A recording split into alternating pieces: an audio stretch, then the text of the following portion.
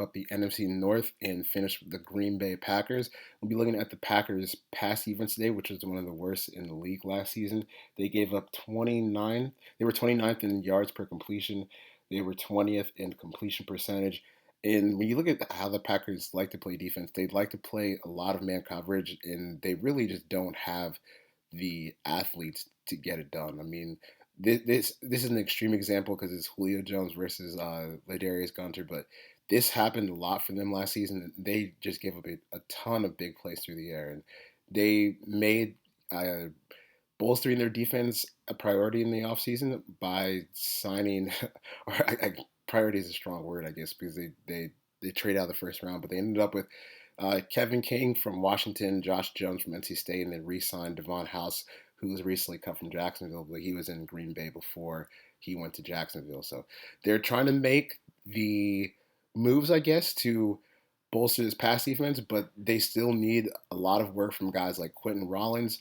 Uh, they let Morgan Burnett go to the Buffalo Bills, so while they did make some upgrades with some younger guys and they brought in House as a veteran, they still need to make this, or they still need some younger guys to step up this season and really play better. So when you look at two guys who need to step up, it's Quentin Rollins and Demarius Randall, who were both picks in the 2015 NFL draft, and they haven't really lived up to their draft status yet as first and second round picks.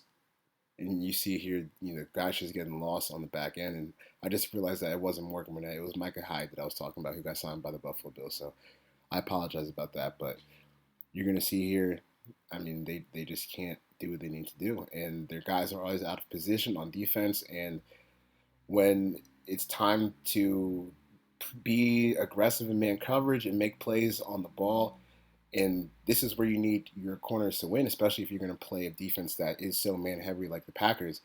You just can't have your corners getting torched on the outside. And this is why they had to pick up a guy like Kevin King. Now, Kevin King is not the most polished cornerback, I would say, but if you look here, this just gives you a glimpse of just some of his ridiculous ball skills. And you go look at the combine, even for a taller corner, he still had unbelievable agility times, and his 40-yard dash and explosion scores were absolutely outstanding. So when you think about the type of play that you want to mold into a starting cornerback, Kevin King fits the most for sure, and this is just one of the highlights of the year.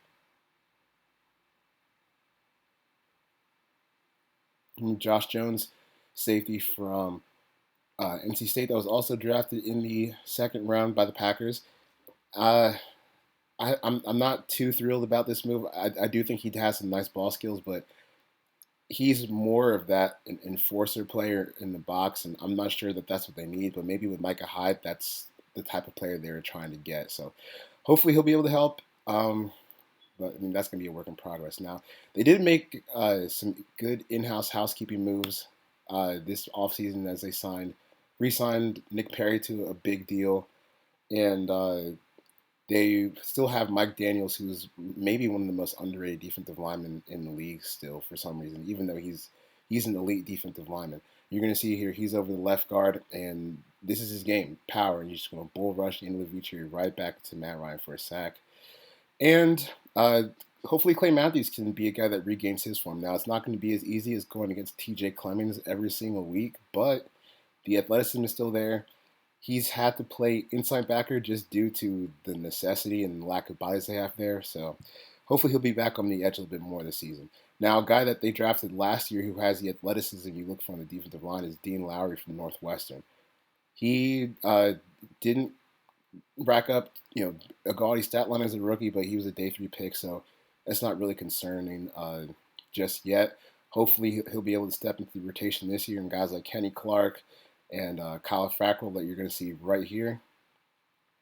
Hopefully, those guys can help the pass rush and get just a little bit more help to that secondary. And it really is more in the secondary because the Packers, they were seventh in sack percentage in the league last year, so it's not like the pass rush was the problem. They just need a little bit more help from those guys because the secondary is so poor. So they invested draft picks in Vince Beagle, who Wisconsin boy who passed Justice Mosqueda's forced players filter, and even though he's an older guy, he still has the athleticism that you look for from your edge rusher. So I think just kind of looking back on this, it's more on the defensive backs than it is the pass rushers because even though Nick Perry was the only guy that racked up that gaudy stat total compared to the rest of the league, they were actually a pretty efficient pass rusher, seventh in the sack percentage in the league, like I said. So hopefully some of these younger guys step up on the secondary, and that's going to conclude the NFC North for the update.